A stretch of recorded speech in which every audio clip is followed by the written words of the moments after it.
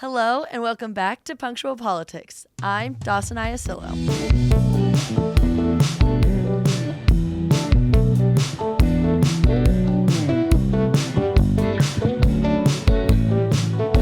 So after Christmas break, we've decided to revamp Punctual Politics a little bit. We've added 2 more people to our team. We have Jackson. Do you want to introduce yourself? Hi, I'm Jackson Hatcher. I am an opinion writer here, and what else? I'm a biology major. Yeah. That's it. And we also have Natalie. Natalie, do you want to introduce yourself? Yeah, I'm Natalie Hill. I'm the senior news editor here at the Daily Nebraskan, and I'm a journalism and ad PR major. So instead of me just telling headlines at you, we're going to go a little bit more in depth. So our senior news editor, Natalie, is going to introduce a topic, and me and my fellow opinion writer, Jackson, are going to kind of discuss that topic. And Natalie's going to somewhat interview us and kind of grill us about these topics. Yeah. So are we ready? Yeah. Let's do it. All what right. do you have for us today, Natalie? So today I thought we would talk a little bit about, all the ICE activity that's been going on specifically in Minnesota, but then how we found that has actually been affecting Nebraska. Mm-hmm. So I think we all kind of know, as part of President Trump's second term, he's, been trying to do a big quote-unquote crackdown, for lack of a better term, on immigration. And part of that has manifested itself in the work ethic camp that we had in McCook, Nebraska, being turned into, a facility for ICE to use. And there was a lot of discourse on that. It's been dubbed Cornhusker Clink, and Nebraska Governor Jim Pillen has really endorsed this idea and been behind this project a lot. And then, as we also know, there have been a series of ICE raids, lots of protests in Minnesota in response to that. And that has taken up a lot of media attention with those protests, with the deaths of Renee Good and Alex Preddy. Obviously, people have been very focused on that. But what's been kind of quietly happening is the Flatwater Free Press actually found that some of these detainees from Minnesota have been kind of quietly transferred to jails here in Nebraska. Mm-hmm. One of those being the one in McCook, but also jails in Cass, Lincoln, and Sarpy counties. And so it's raised a lot of concerns for lawyers, too, because some lawyers from Minnesota might not be licensed to practice in Nebraska. It might be harder for these people to, have representation when they're being sent across state lines after being detained. So I guess kind of my first question for you guys is that most, if not all, of the news sources that are reporting on the fact that, these people are being shipped to other states, for lack of a better word, are local. It's the Flatwater Free Press, it's the Omaha World Herald. Do you think that more people across the nation should be paying attention to this, and what effect do you think it would have? Mm-hmm.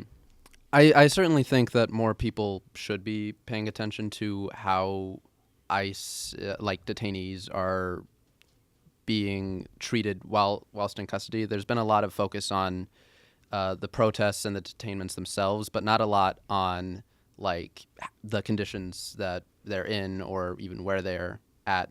And I think part of that is it's just too hard to track.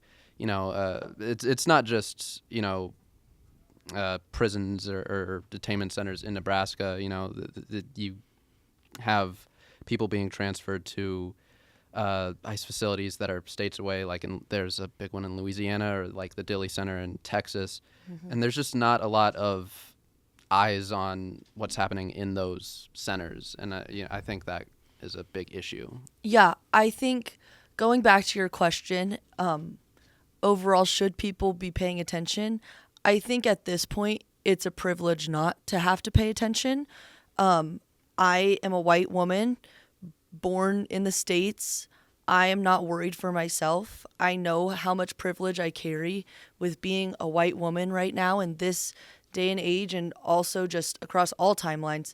But I try my hardest not to let privilege blur my empathy. And I think the first step to empathy is trying to grasp and trying to understand. And without those firsthand experiences, I won't ever understand what it feels like for ICE to go through my town while being a person of color or an illegal immigrant or even a documented immigrant or any of those factors. I don't have to worry about that. So my first step to empathy is paying attention, and I think that should be everyone's right now. I mean, if you're able to watch this and back it up and still not pay attention, You have to actively choose not to pay attention right now. It's on social media. It's on TikTok. It's on Instagram. It's on every news broadcast. It's in every paper you read. It's not hidden. We're not hiding what's happening. We're not hiding what ICE is doing. The Trump administration itself isn't even hiding what ICE is doing. They're proud of it. And I think if you're not paying attention right now, you're actively choosing to be a bystander in such a pivotal moment in the U.S. I love how you say you don't want your lack of experience with that to blur your empathy, your privilege. That's awesome. So I think obviously Minnesota is a blue state, Nebraska is a red state. A lot of lawyers have expressed concerns that this choice to move detainees across state lines might be very intentional, just given what we know about the governments of both states. Do you think that that's a valid concern? Do you think that there's merit to that? I think absolutely.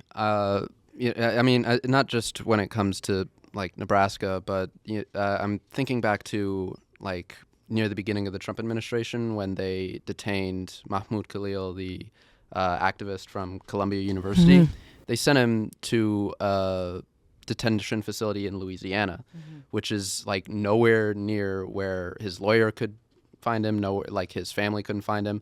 I think that's intentional. I think they're trying to make it harder for these people to be represented. And I think it's not only like a distance thing, like, oh, you're 6 states over in Texas. It's also like a political thing where like when it comes to like immigration court, immigrants aren't like guaranteed a lawyer like, you know, a criminal defendant might be in you know, that's a U.S. citizen. So a lot of the time, if they can't find a lawyer that will like help them and they can't afford to, you know, hire their own lawyer, they'll turn to like a nonprofit who will do like pro bono work for them. Mm-hmm. And the fact of the matter is in a red state, there are just less of those nonprofits and they have less resources to do that.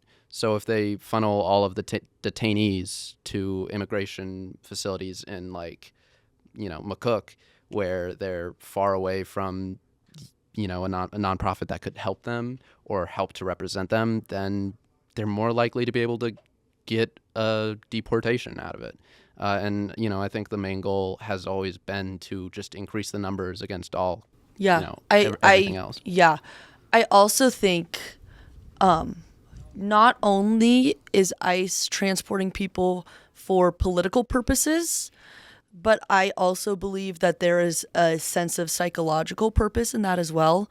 When you remove someone from somewhere that they know is safe and home and familiar, and you take them across state lines, not only is that detention center, if that's what it's called in that certain state, not only is the detention center going to be unfamiliar, but then that person knows that their family is nowhere near them. And I think that's a really hard, inhumane thing to digest, and I think it's just another way of ICE's inhumane principles to come into play here. Mm-hmm. For sure. As we see, you know, ICE kind of picking up in recent months, lots of activity, there's been a lot of policy change lately under the Trump administration, and one of that is that he's placed a certain amount of, you know, daily arrest quotas on ICE. Do you think that that prioritizes enforcement over, you know, fairness and like ethical proceedings? I think short answer, no. This was never these ICE raids have never been about safety and fairness or civility. It's always been about control and a sense of power, I believe. Trump's quota that he set, there's not enough illegal immigrants in the United States to reach those quotas. He's reaching for numbers of 30 million to 40 million immigrants. He said on different occasions, different numbers. But we only have 11 million undocumented immigrants in this country. And I don't like to say illegal because I don't believe any person can be illegal for just existing. But there's only 11 million undocumented immigrants, and we're striving for numbers of 33 million. There's going to be people who are documented and did it the legal and correct way that are still going to be caught in the crossfires because of this. And as we've seen, not only immigrants or illegal immigrants or undocumented people, but just people protesting in favor of those are losing their lives. So how can we possibly say that we're bringing safety to the streets when people who are exercising their First Amendment right is getting killed? Yeah, I actually think it. I mean, I think the power politics here would be. I think that's kind of like auxiliary. It's kind of a side benefit. I think the main thing with like these quotas, I think they said they want to get like 3,000 a day. I think it's just I think it's a political move. I think Absolutely. I think they think, oh, if we can show that we're getting this amount a day, we can show that our to our voters our base. It's another bullet point for a statistic. Yeah, and you'll say like we're getting 3,000 a day, and then to the group of supporters, if you can convince them, oh, this is 3,000 criminals or violent people every day, then he must be fulfilling a campaign promise, right? But I think it's pretty clear that we see that a not insignificant number of that 3,000 a day have been like preschoolers or day laborers or people who are going to immigration court, or people who are saying things that the Secretary of State doesn't like Mahmoud Khalil or Ramita Ozturk. It's very clearly not for public safety, but I think they want people to feel as though it is, and that's I think that's the main point of the quota. So we're all University of Nebraska students. Naming this, officially or unofficially, naming this center in McCook the Cornhusker Clink ties it in some way to the university. Do you think the university has a responsibility to take any sort of stance or say anything against this, given the name of it? I think absolutely. I think that this is a turning point in history. I think this is a point in history that we're living through right now that we're going to look back on, and we're going to want to tell our grandchildren what we did in that pivotal moment in history. And I really hope that my university chooses to speak out and say that we are not affiliated with this, because as University of Nebraska students, we are known for our loyalty, and our fan base runs deep. We're known for being Nebraska nice. And so these inhumane principles that Cornhusker Clink align with do not represent the Cornhusker alumni and current students and future students. And Cornhuskers stand for loyalty and kindness and humanity and dignity, just the complete opposite things of what Cornhusker Clink is representing.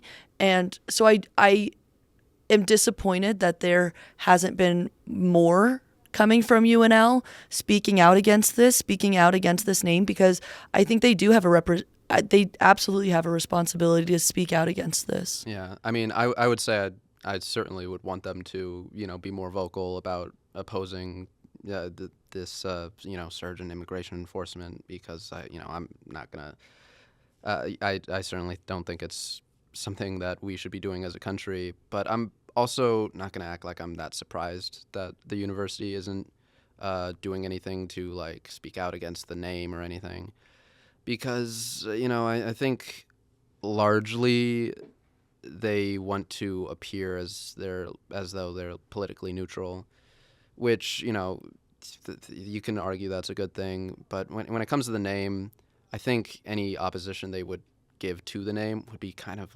token, oh well, we don't think that these camps are good. We don't think that these detention centers are good, or that these enforcement operations are good, and we don't want our name associated with it. But I think that would be pretty falling pretty short of. I agree with that. However, political neutrality is almost not an option at this point. Mm-hmm. And I think political neutrality is taking the wrong stance in this side of history. And selfishly, and for all my peers, I hope that I can say in future years that at least they made a statement at some point. At least there was something.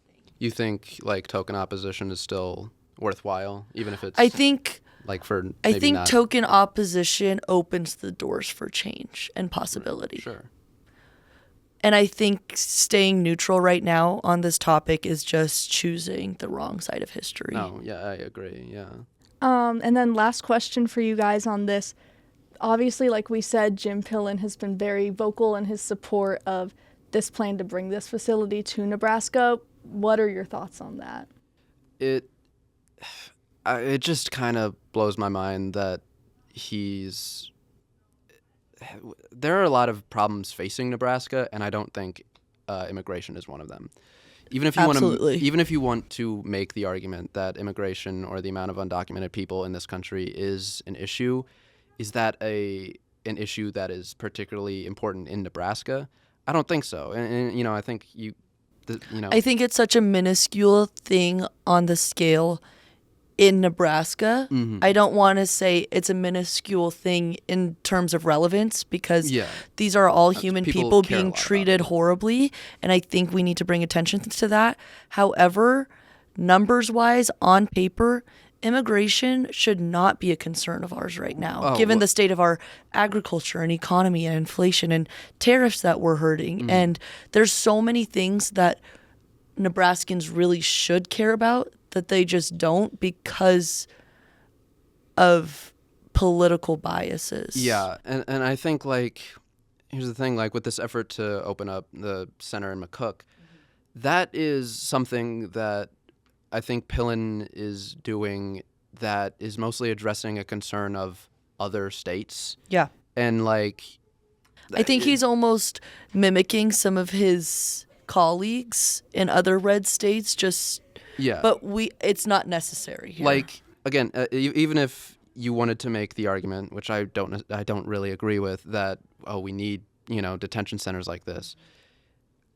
I mean, that argument would make a whole lot more sense in Florida or Texas, right? But in Nebraska, it's not. By and large, it's not something that I think we should be concerned with, or our governor should be concerned with. Yeah. There are so many other things.